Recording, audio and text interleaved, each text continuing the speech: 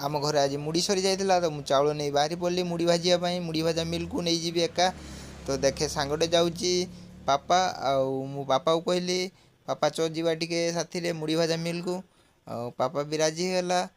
आम दुई जन बाहरी पड़लु मुड़ी भाजा मिल को मुड़ी भाजिया तो रास्तार रघु भाई सहित देखा रघु भाई दुकान बंद कर घर को जाते कहीं खाई पुणी रिटर्न आसवे कहीं आज हाट पाड़ी आती आम जा पहुँची गलु मुड़ी भाजा मिल पाखे आउ मु चाउल नहीं कि भीतर को पशिगली भीतर जा देखे तो भाई मुड़ी भाजुंती तो मु चाउल टी नहीं पाला पाखु पलैली आ पालारे थोईदेली आगे ओजन करदेली तो आमर ओजन है 6 केजी आउ भाई को पचारि भाई आमको मुड़ी केते मिल भाई कहले आज आबनी काली जाए मिल तो मु देखिली गरम गरम भाजा हो जाइए देखिली आउ भाई को लुचई मुठे उठी आनी पाटे पकईदेली। आपण मुड़ी खाया क्या भल लगे कमेंट रे जणातु।